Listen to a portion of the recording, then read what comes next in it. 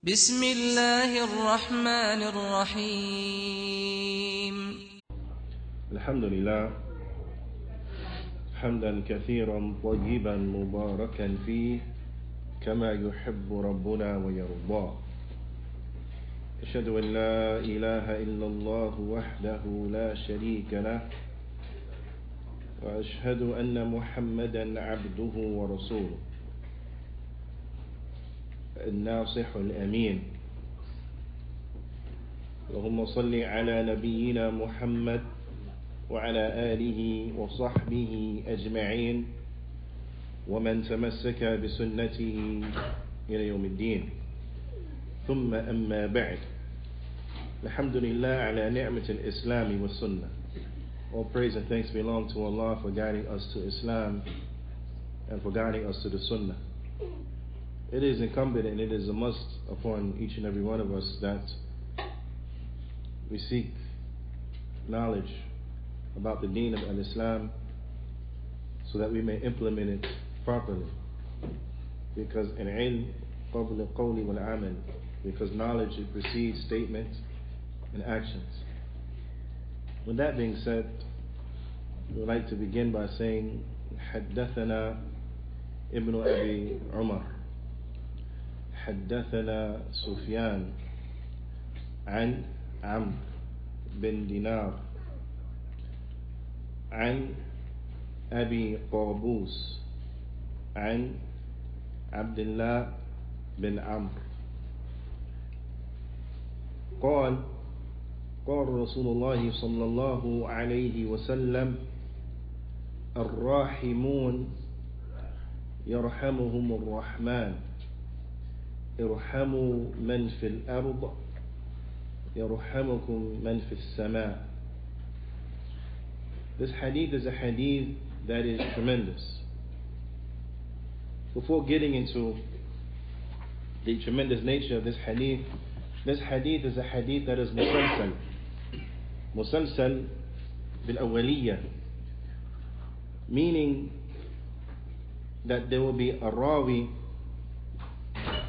and they will say سمعت حديث الرحمة المسلسل بالأولية من شيخ فلان وهو أول حديث سمعته من.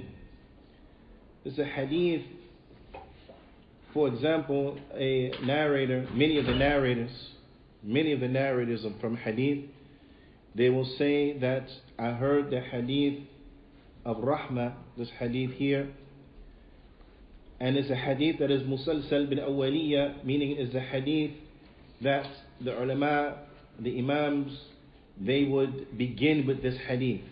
So they would say, I heard this hadith of Rahmah and from Sheikh so and so, and this was the first hadith that I heard from him, or the first hadith that was narrated, that he narrated to us.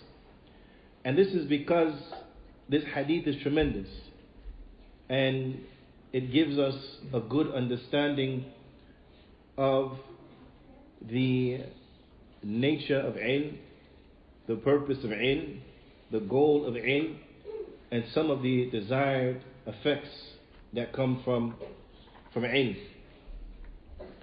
Ala kulli hal, the translation of this hadith is الراحمون يرحمهم الرحمن, that those who are merciful, then the most merciful, he shows them mercy. ارحموا من في الأرض يرحمكم من في السماء. Be merciful with those who are in the earth, and the one who is above the heavens will show mercy unto you. نعم.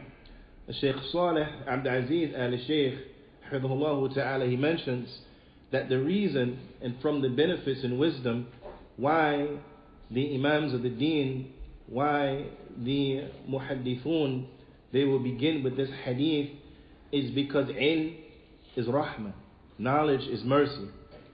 It leads to mercy. And it is incumbent as a good reminder for the student to understand this fact, that ilm is rahmah, and that from the effects of it is that an individual he should grow in forbearance. From the effects of it is that an individual, he will spread ilm and spread mercy amongst the people. And this is why you find of old that it was said that Ahlul Sunnah arhamun nas bin nas, that the people of the Sunnah, they were the most merciful of the people to the people. And it was because of their knowledge that they were able to be forbearing, that they were able to have patience, that they were able to explain the best of manners to the people. Because ilm has to be implemented. Now, as the saying it goes, حَتَفَ عِلْمْ بِعَمَلٍ فَإِنْ أَجَابَ وَإِلَّا ارْتَحَلَ. That knowledge, it calls out to action. If it responds, meaning that the action meets the knowledge, then the knowledge it stays. And if it doesn't find a response, irtahala, then the knowledge it leaves. It goes away. Now, because the purpose of ilm is to implement, is to live by it. And you should be able to see the effects of the ilm upon a person. So therefore, you should never find a person who is connected to knowledge acting like an individual who is not connected to knowledge. You will not find the sheikh, for example, acting like just any person from the street. But you will find a level of behavior that is befitting to what they are carrying. So therefore it is incumbent that we strive to embody the ilm. That we strive to embody the ilm. And before getting into what was selected and what was advised by the ulama to begin with regards to the likes of lessons that deal with learning the deen, it is incumbent that we understand that this is not just a one-shot thing, is not a one-off, is not just coming one day to class and then that's it. And then for the rest of the week, you forget about it and then you come back to it. No. But rather, knowledge is something that is acquired day by day, night by night, shay'an fi shay', bit by bit, not all at once. As the ulama, they mentioned, مَنْ رَامَ عِلْمْ جُمْلَةً ذَهَبَ عَنْهُ جُمْلَةً. Whoever tries to take knowledge all at one time, it leaves him all at one time. Now, I'll give you an example. If I were to throw a tennis ball, say, hey, catch. If I threw one tennis ball, you'd probably catch it, right? If I throw you another, you will catch it. Throw you another, you will catch it. Okay, if I threw 20 tennis balls at you at one time, you'll be so busy trying to catch them all, you end up what? Catching none. I threw 50 at you at one time, you'll be trying to catch them all, you may catch, drop, you won't catch anything, right? And likewise, the ilm, if you try to grab it all at once, you wouldn't be able to. If you try to go to that which is more complicated, that which is more advanced, you won't benefit anything. You'll struggle a lot and leave with very little benefit. So knowledge is bit by bit, day by day. The poet, he said, اليوم العلم وغدا مثله ومن نخبة العلم التي تلتقط يحصل المرء به حكمة وإنما السيل استماع النقط. That today is knowledge and tomorrow the same thing. Today is knowledge and tomorrow is knowledge.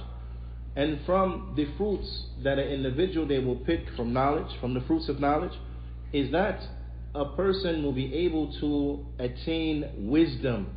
Naam. That a person will be able to attain wisdom. Because remember, in the Arabic language, hikmah, وَضْعُ شَيْءٍ فِي مَوْضِعِهِ. That hikmah, it means to put everything in its right place. In order to put things in their right place, you have to know where they go. That makes sense? So it requires knowledge. Because if you don't know where they go, you don't know where to put them. So in order to put things in their right place, in their proper places, you have to have ilm, you have to have knowledge. So this is from the benefits that one will gain when they have the right knowledge, is that they will over time gain wisdom. That they will over time gain wisdom. Because verily, the saying is the coming together of dots, of drops. Now, the saying, for lack of a better term, is like those flash floods that come in the desert, right? Those flash floods that come in the desert. And this is when the rain comes and the ground cannot absorb the rain quick enough, so it sends a flash flood. Now, and statistically, more people drown in the desert than die of thirst in the desert due to these flash floods that come. This is the say, that flash flood. Ala kulli hal, to give you the understanding of how knowledge is attained, is that that the saying, this flash flood that knocked a person off his feet, some people drown, is nothing more than the gathering and the combination of raindrops. One raindrop by itself, you can handle that, right? 2, 3, you can handle it. But when it comes over time, it becomes a lot. And this is the nature of knowledge. A little bit here, a little bit there, a little bit here, a little bit there. Then after some time, with consistency, you amass a lot. Because, as the saying it goes, يعني القليل باستمرار خير من كثير ينقطع. That a little bit that is consistent is better than a lot that is severed. Now, a practical example, and this is from the ways to beat shaitan, now, is to be consistent upon worship. So, for example, if a person were to be consistent upon witr and praying something from qiyamul layl, which is anything, qiyamul layl is anything prayed after Isha. So anything prayed after Isha is qiyamul layl. So much so that if you're traveling and you combine your prayer, you're traveling and you combine your prayer, Maghrib and Isha, in the time of Maghrib, you combine your prayer in the time of Maghrib. So in Maghrib time, you pray Maghrib, then you pray Isha because you're traveling. You with me? But anything you pray after that is qiyamul layl. That makes sense? You see the ease of the religion? It's easy. Anything you pray after that is qiyamul layl. So now back to the example. If a person were to be consistent every day and he prayed at minimum, because the minimum one can pray for qiyamul layl is how many? Who knows? Huh? Minimum. Not 2. 1. Because witr is 1. Now, at the bare minimum, a person just prayed witr. He had a long day. She had a long day, right? He worked a lot. The children were running her crazy. And they pray Isha, and they say, I'm tired. I'm just going to pray 1 rak'ah. That's witr. That constitutes qiyamul layl. Now, if they were to remain consistent upon that for 1 year, every day, they will have prayed how many rak'ahs? 365. That's better than a person that will come and pray full 11. He does it for a week. Then he stops for months until Ramadan. Who would have amassed more? The person that was consistent with 1, and then now Ramadan comes and they pray in Tarawih. You see? Who going to get more? So the small that it is consistent is better. And this is the approach that has to be taken in many things in life, but in particular when it comes to seeking knowledge, that we take bit by bit by bit by bit. Also, it is important that we memorize. It is very important that we memorize. Now, as one of the poets he mentions, and he really highlights the issue of memorizing and the importance of memorizing. He says that إن لم تكن حافظا واعيا فجمعك للعلم لا ينفع أتحضر بجهل في مجلس وعلمك في الكتب المستودع. He said that if you do not memorize and become one who safeguards the knowledge in his chest, he said, then your collecting of knowledge in reality will not benefit you. He said, do you present yourself to the gathering with your knowledge? Do you present yourself in the gathering and you have present with you your ignorance? You bring your ignorance to the sitting, while your knowledge is safely stored away in books. You see? Because if you come there and say a mas'ala, a shaykh comes up and you say, I read something about that, but I don't remember right now. Let me I get back to it. Let me go review it again and I'll come back. So in essence, it hasn't benefited you. Now, one of the mashayikh in his lesson today from the Haram, from Medina, he mentioned a statement of some of the Imams of the past where he said, حفظنا قليلا وقرأنا كثيرا, that we memorize a little bit and we used to read a lot. Now, that we memorize a little bit and we used to read a lot, but we did not benefit. ما نفعنا مما قرأنا ونفعنا مما حفظنا. He said we didn't benefit from what we read, but we benefited from what we memorized. Now, so remember, they memorized a little bit and they read a lot. But then it came to a point where he realized that, you know what? We actually didn't really benefit from what we read, because sometimes we forget, but we benefited from what we remembered, what we memorized. That's what we really benefited from. Now, so it is incumbent and it is important that we become accustomed to memorizing. Sheikh Saleh al-Usaymi, hafidhahullah ta'ala, he mentions, he says that the issue of memorizing is not an issue that is particular to one age group to the detriment of another age group, meaning it's not specific to young people and it doesn't apply to older people. He said this is not the case. Many people think this, that younger people can memorize, older people cannot memorize. He said this is not true. The reality of it is that everyone who has an aql, as long as you're sane, as long as you have sanity, you're able to memorize no matter your age. Now, there are some who can memorize quicker than others, but nonetheless, as long as you have a working intellect, a working mind, you have the ability to memorize. It's like trying to lift something. Now, if you try to lift something really heavy, at first you can't do it. Right? Someone gives you 200 pounds, lift 200 pounds. So I can't bench press 200 pounds right now. Huh? So what do? You start with 40 pounds. Right? The bar is 40 pounds, right? But then you put, little by little by little by little by little by little by little. Then now you can do 200 pounds because you have to work your way up to it. Same thing with the memorizing. The memory is like this, where you have to work it. The more you work it, the stronger it'll be. The more you work it, the stronger it'll be. If you neglect it, you don't work it, just like your muscles, you don't utilize them, then you're going to be weak. But if you utilize them, you're going to be strong.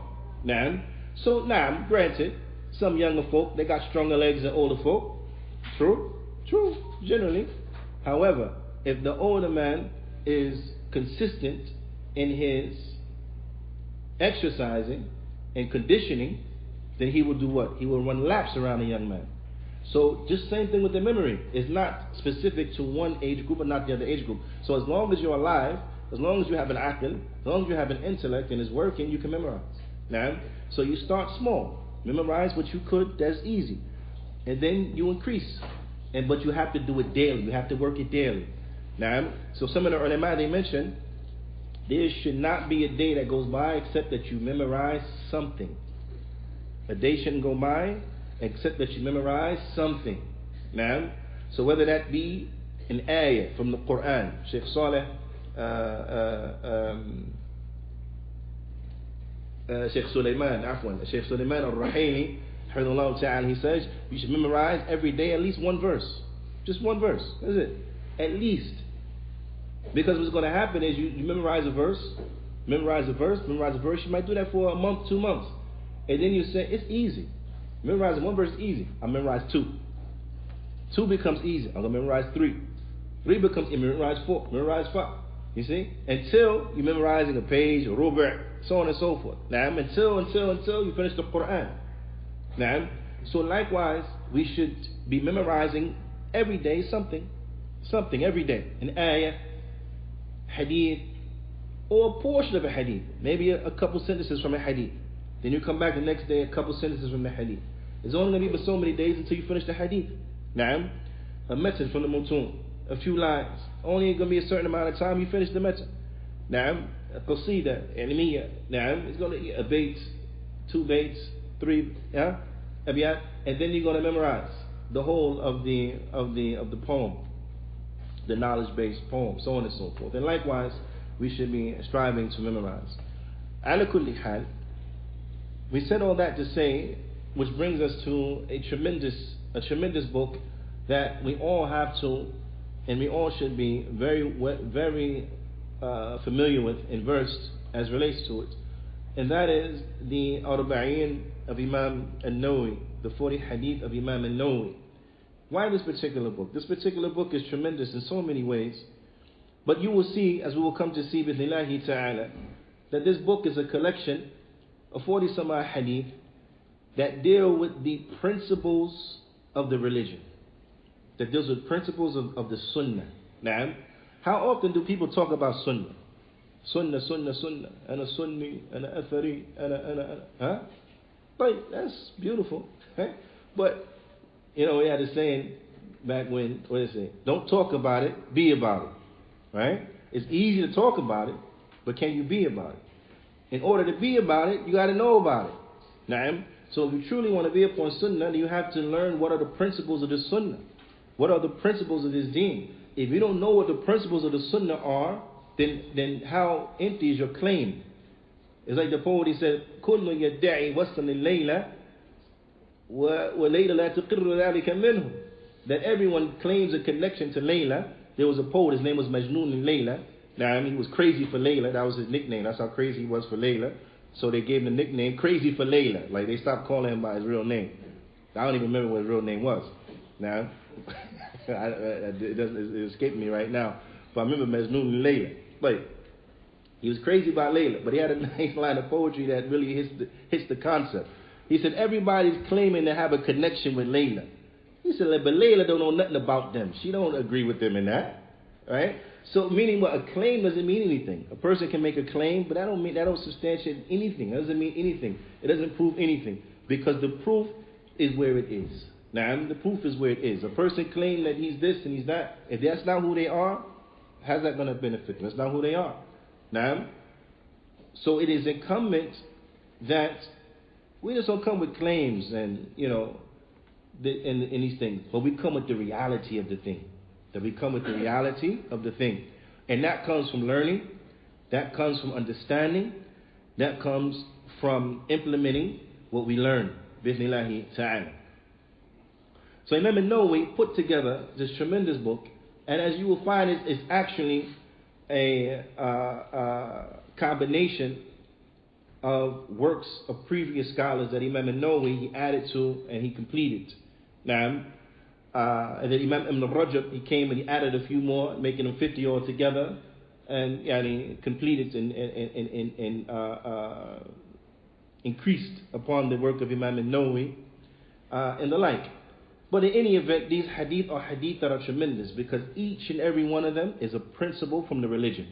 Each and every one of them, you grab a principle from the deen, a principle that could be applied in your life, a principle that you can benefit from day in and day out. Really important. Really important. A hadith which gives you a well-rounded understanding of the deen of al-Islam. Now, so Imam al-Nawawi, rahimahullah ta'ala, he brings an Amir al-Mu'mineen, Abi Hafs, Umar ibn Khattab, on the authority of the leader of the believers. The leader of the believers, Abi Hafs, Umar ibn Khattab, رضي الله تعالى عنه. قال سمعت رسول الله صلى الله عليه وسلم يقول إنما الأعمال بالنيات وإنما لكل امرئ ما نوى فمن كانت هجرته إلى الله ورسوله فهجرته إلى الله ورسوله ومن كانت هجرته للدنيا يصيبها أو لامرأة ينكحها نعم أو امرأة ينكحها فهجرته إلى ما هاجر إليه. That verily actions are but by their intentions. and everyone shall be rewarded depending upon what they intended. So whoever his hijrah was to Allah and His Messenger, then his hijrah was to Allah and His Messenger. Meaning, whoever hijrah was to Allah and His Messenger, then they will be rewarded for making hijrah to Allah and His Messenger. And whoever his hijrah was for the dunya in order to get it, or for a woman in order to marry her, then their hijrah was until that in which they made hijrah for. Now, I mean, they got no reward from Allah. They got no reward for their hijrah. Ala kulli hal, this particular hadith, it was collected by the two imams of hadith. Imam Muqbil, rahimahullah ta'ala, he mentions that when it comes to a hadith, there are three essential things you should know. Three things you should know when it comes to a hadith. The first thing is, who is the narrator of the hadith? Naam, the first thing, who is the narrator of the hadith?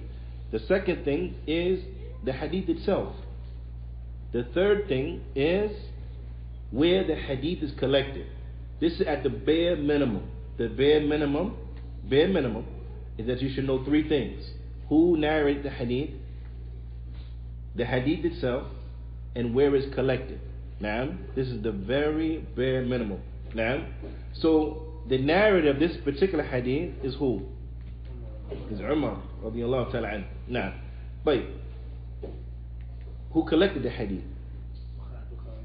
Bukhari and Muslim. Naam, ahsantu. I only said the imams of hadith, the two imams of hadith. The two imams of hadith are who? Al-Bukhari and Muslim. They're the two imams of hadith. Naam. The two imams of hadith, Al-Bukhari and Muslim. Naam. Abu Abdullah Muhammad bin Ismail bin Ibrahim bin Al-Mughira bin Bardizbah Al-Bukhari. Naam. This was Imam Bukhari's name. Well, Abu Hussein Muslim bin Hajjaj bin Muslim Al-Qurashi Al-Laysaburi. This was Imam Muslim's name. The Sahihima, inside of their two collections of authentic hadith. Naam. Alladayni huma as-sahhu al-kutub al-musannafa. Those two collections of hadith that are the most authentic books that have been authored. They are the most authentic books that have been authored, yani by human beings. But this particular hadith is a hadith that Imam al-Bukhari, rahimahullah ta'ala, he began his sahih with. He began his sahih with this hadith. So this hadith, إِنَّمَا الْأَعْمَالُ بِالنِّيَّاتِ, is the first hadith in Sahih al-Bukhari. Inshallah, we're going to come back to it. And so Imam al-Nawawi, he numbered it first. He brought this hadith first for this reason and other reasons, as we'll come to see bi'ithnillahi ta'ala. Imam Muslim, he didn't use this hadith first. He used another hadith first in Sahih Muslim.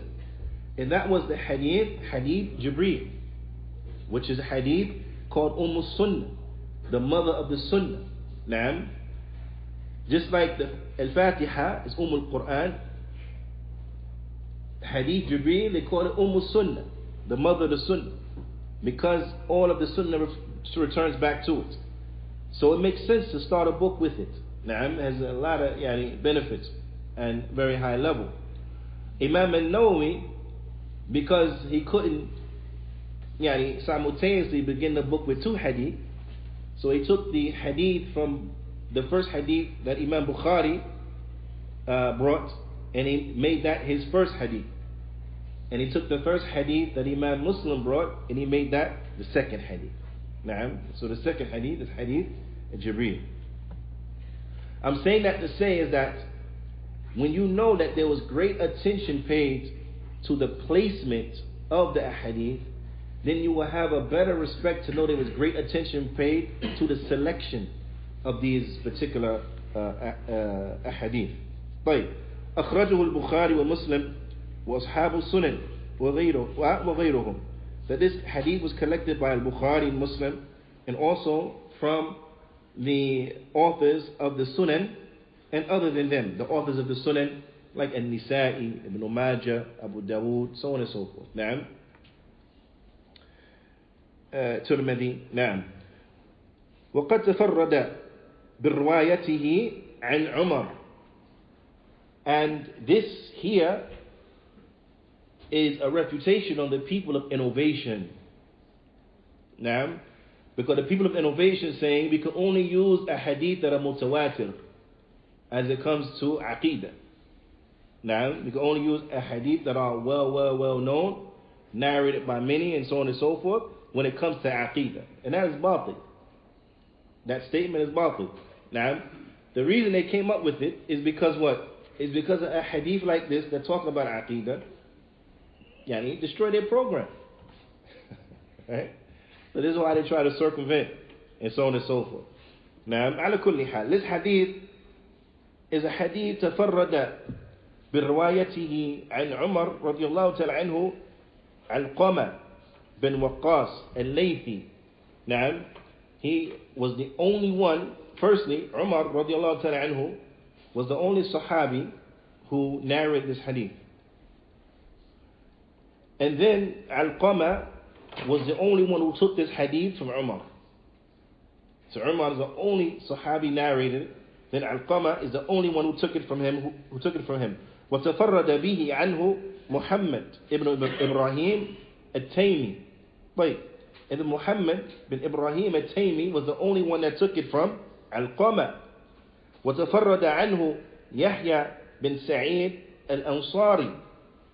And then Yahya bin Sa'id al-Ansari was the only one that took it from Muhammad bin Ibrahim at-Taymi.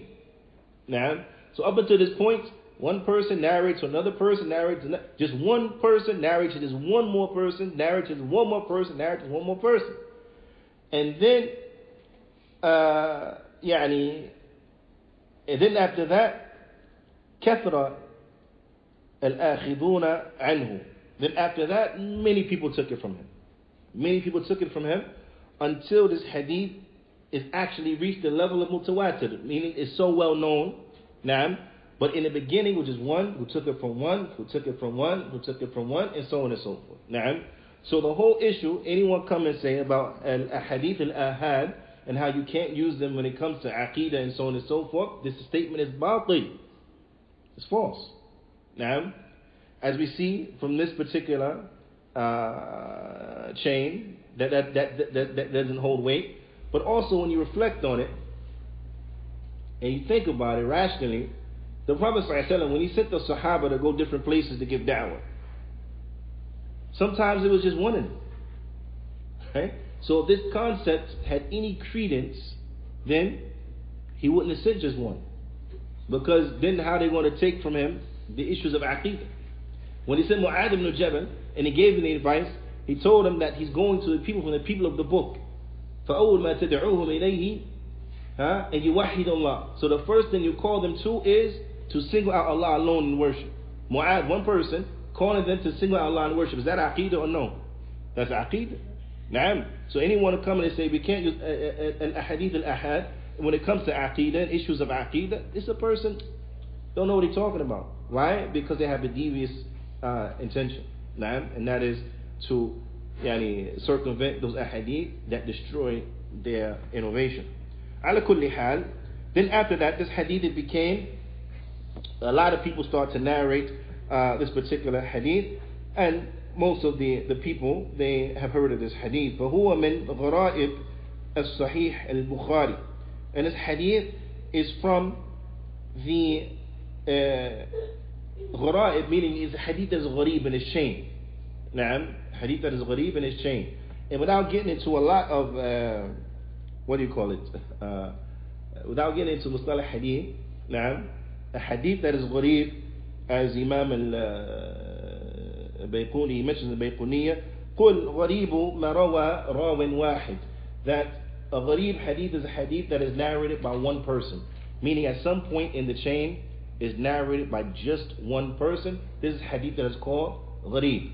But Imam Bukhari brought this, one, because of the content of the hadith, but also these hadith, they were refutations upon the people of innovation. A lot of people in their ignorance, they will come and they'll say, Imam Bukhari, he was muhaddith. He was not fiqh. He was muhaddith. He wasn't a scholar of fiqh. Na'am. Or he was just a collector of hadith. No. This is incorrect. Imam Bukhari had great fiqh of the deen. Great fiqh. He was a great fiqhi. Na'am. He was from the ulama fiqh.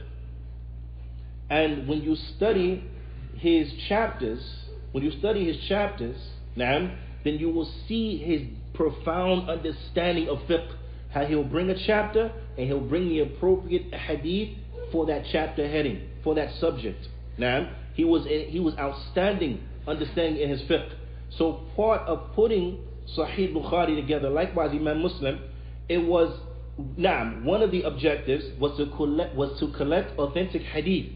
But the other objective was to teach the people their religion, and also it was to refute the people of innovation.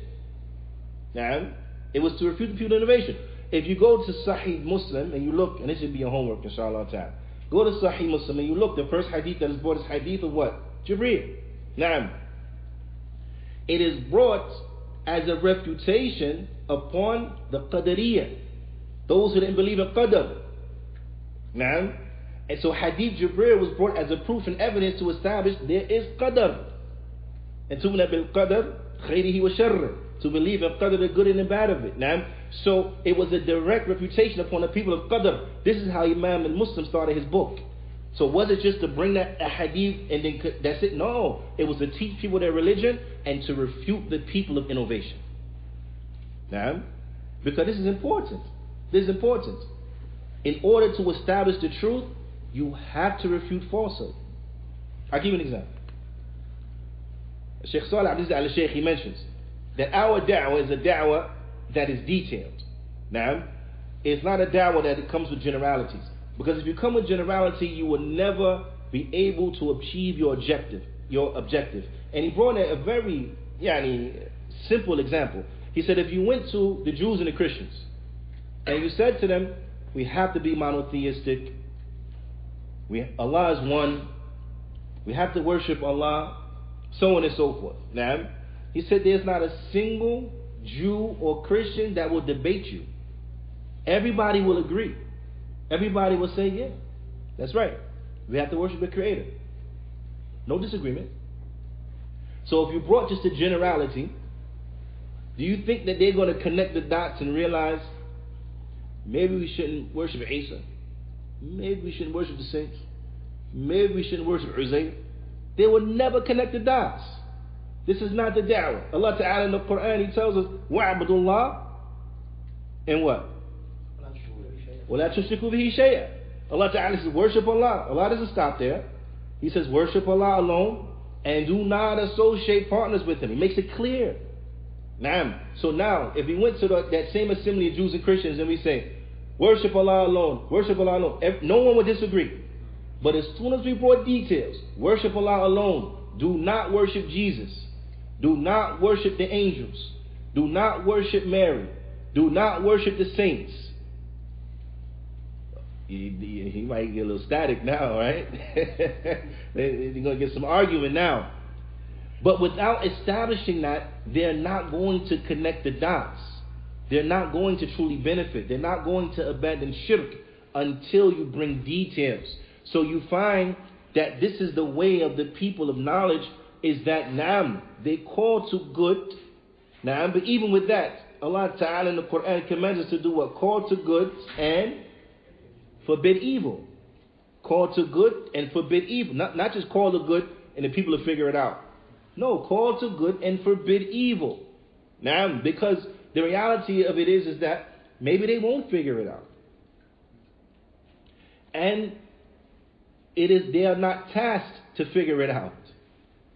Because we have not been tasked to utilize our intellect and to use our intellect as a criterion over the revelation. No, the revelation is what governs our intelligence. Our intelligence don't govern the revelation. So we say, oh, that verse don't make sense. No, I'm good. No. If the verse don't make sense, it don't make sense to us due to our deficiency intellectually or our lack of knowledge. Now, not that it don't make sense. It just don't make sense to us. But it makes sense. The deficiency is where? It's in us. That makes sense? Now, but this is an important fact because you have people that they call you to other than that. If you can't conceptualize it, if you can't quantify it, right, then you don't believe it. This is what the atheists say. The scientists, ain't that what they say? I don't believe in things I can't quantify. Which is a lie. Because there are many things they can't quantify and they believe in it. Right? But this is their lie and justification why they don't believe in Allah subhanahu wa ta'ala. As Muslims, we understand that what? It is the revelation that governs and checks our intellect. Now, so, of course, we're not going to be left to say, figure out what is wrong. No, but we're going to be shown. This is what you do, this is what you don't do. This is halal, this is haram. So on and so forth. Now, because if left to the intellect, people will eat pork. Yeah. Do you think the kuffar eat pork because it's nasty? Tastes good to them. So if we left it on our intellect of just what tastes good, then a person will say it's okay. Right? But we know it's haram. Because it's not okay. Very bad. But at the end of the day, we don't eat it. You know why? Because Allah told us not to. Very simple. Now, that's just a little tidbit, Yani. Because kuffar like asked the question, how come you don't eat pork? So very easy, very simple. They say why? Because Allah said don't eat it. Now, if you want to know some of the wisdoms, some of the benefits in not eating it, that's another discussion. But we don't eat it because Allah said don't eat it. That's why we don't eat it. Now, but ala kulli hal. So this hadith is a hadith that it comes, and so many aspects of it, it refutes the people of innovation. Also another hadith.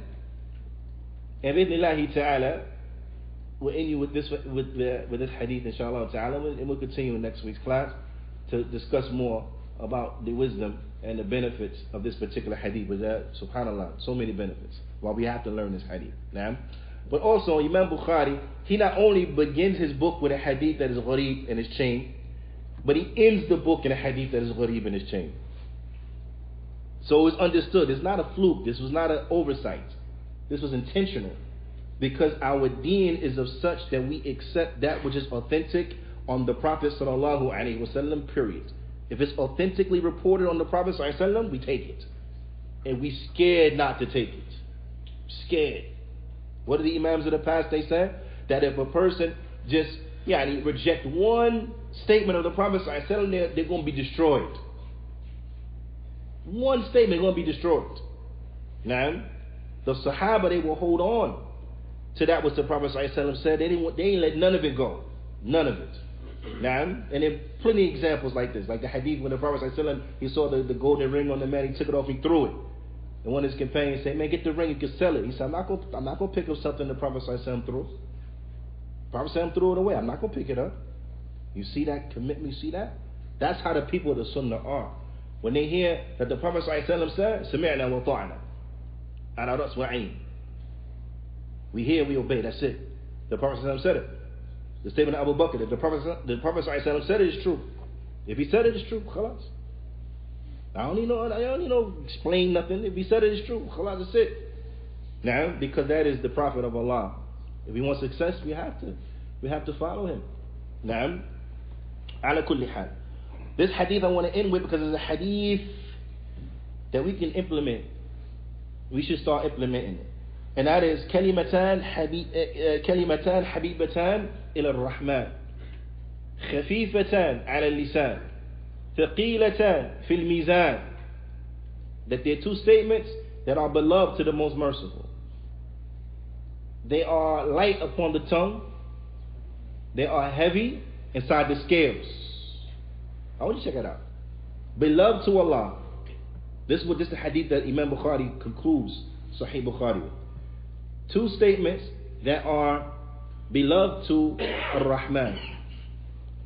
They are easy upon the tongue, but they're heavy in the scales. Who knows what they are? Subhanallah wa bihamdih. Subhanallah al-azim. Ahsant. Na'am. Bi'idhnillahi ta'ala, we want to conclude with this hadith because I want us to reflect and let something marinate. Many of us know this hadith. Many of us know how important having heavy scales is going to be for us on the Day of Judgment. Many of us know this. Having heavy scales is important. Now, however, unfortunately, there are not many of us who have even made dhikr with these two today. Even though from the dhikr of the morning and the daytime is to say, Subhanallah bihamdi 100 times. Did we say it? You see? So one of the takeaways that we all have to do to try to get better, right? Because see, the thing is that, you know, on the Day of Judgment, what's going to be the statement of people? Nafsi, nafsi. Nafsi, nafsi. Right? In the dunya, it's real easy to look at other people and see what they're not doing. Right? Or to look at other people and see what they're doing. Right? One of the things that I strive to impress upon myself and I try to share with others is that we have to concern ourselves with that which benefits us. Now, yeah, we want to help others as well, but unfortunately, from the tricks of shaitan, is that people become hypercritical of other people while they themselves are in complete disarray. You understand? And this is one trick of shaitan. And the other trick of shaitan, I forgot to mention before, how we confront him by remaining consistent upon small deeds, is because shaitan will come, and if he can't convince us not to do a deed, then he'll say, do a whole bunch. Because he know it'll break us, and after a day or two, we ain't going to do it no more. So we beat him by being consistent upon small. But another thing, shaitan will come and have his focus on everybody else. So you're going to talk about the man's house. Oh, your shingle is messed up. Look at your, this is whatever. That need to be changed. The light on your porch is not even bright enough. And the person saying all this stuff while he himself live in a house that's condemned. House disarray, falling apart. Got holes in the floor, termites everywhere, everything. And you can talk about somebody else, the driveway dirty. You got an oil stain in your driveway. Yeah, subhanallah, your driveway got a big hole in it. What are you talking about? But this is what shaitan does. Check it, I'm telling you, this is what he does. When he gets us to be so critical of other people that we forget our own benefit. We hypercritical of other people, but we ain't pray, Allah musta'an. One time I asked a person, hey, when last time you prayed witr? They said Ramadan. I said, subhanallah, Ramadan. I was like, it's almost another Ramadan. Almost another Ramadan. You ain't prayed witr since Ramadan. Whoa. Right? Hypercritical. They off of it. But you got ilm, you implementing it. Huh? Now, I'm just saying. Because see, look, people of the Sunnah, there should be no people who is not people of the Sunnah beating us and implementing Sunnah. Period. There should be no people going to outdo us in implementing the Sunnah. Because we the people of the Sunnah. Correct? Right? The Sahaba, was it their way? We believe correct, so we good. We ain't got to pray that much. We ain't got to fast, voluntary fast. We don't got to strive, feast to be live. We believe correct. We straight. That's the way of the people of the Sunnah? No, that's the way of the Murji'ah. Those who believe that Iman doesn't go up and down. Who believe that whoever got Iman, the same Iman like the angels in Apopka and so on and so forth. That's what the Murji'ah think. I believe I'm good. Subhanallah. Now we people of the Sunnah are going to sound like the Murji'ah. No, actions are from Iman. Look at the Sahaba. We say we were upon the way of the Sahaba. Sahaba, that was their understanding? No, the Sahaba, they was in the masjid for the prayer. What did they say? The only person who wouldn't come from the congregational prayer was a person either they were sick or they were a well-known hypocrite. I'm saying. Right? These things to think about. Anyway, these two great statements, that which the Imam Bukhari, he ended Sahih Bukhari with, let us reflect on it. And bi'idhnillahi ta'ala, let us increase in supplicating unto Allah and making dhikr unto Allah subhanahu wa ta'ala by saying, Subhanallah al-Azim wa Subhanallah al-Bihamdi. Now, let us increase in saying that and gain benefit for ourselves, because we have to gain benefit for ourselves, bi'idhnillahi ta'ala. And bi'idhnillah, we'll go on to further get into, in the next class, inshallah ta'ala, some more of the wisdoms and the reasons that Imam al-Nawawi rahimahullah ta'ala, he began his tremendous book of 40 hadith with this particular hadith that outlines the principle, because we said it's all built upon principles, right? What is the principle of this hadith? Ikhlas. Na'am, that we have to have ikhlas, we have to have sincerity unto Allah subhanahu wa ta'ala. And I want us at the very minimum, until we get more into it, bismillahi ta'ala, to bring this with us throughout the course of the week and realize that whatever we do from the righteousness and the good deeds and so on and so forth, we have to do it for Allah subhanahu wa ta'ala. Not looking at the creation, period. Not looking at the creation, period. But we're doing it for the pleasure, we do it for the sake of Allah subhanahu wa ta'ala. We do it for the sake of Allah subhanahu wa ta'ala, and to try to earn His pleasure and to try to earn the reward in that which He has promised those who do righteousness. This has to be our motivating factor. This has to be the fuel that drives us and motivates us, is sincerity for Allah subhanahu wa ta'ala. The more we strive to do that, we will see our life start to change, and we have to realize that it's not easy. It's not easy. One of the Salaf, they said, ما علاج علي يعني إيش ما عليت شيء أشد علي من نيتي, that there was nothing, the treatment of nothing was more severe upon me than my intention. So we have to remember that we're doing it for Allah subhanahu wa ta'ala, and we have to strive to be sincere, and we ask Allah subhanahu wa ta'ala, He bless us with sincerity. نسأل الله تعالى أن يوفقني وإياكم لما يحبه ويرضاه, وأن يجعلنا من الذين يستمعون قولا فيتبعون أحسنا, وأن يجعلنا مباركا حيثما كنا, وأن يجعلنا ممن إذا أعطي شكر وبطولي صبر وإذا أذنب استغفر, فإن هؤلاء ثلاثة عنوان السعادة. هذا فنكتفي بهذا القدر, وصلى الله وسلم على نبينا محمد وعلى آله وصحبه أجمعين, وجزاكم الله خيرا.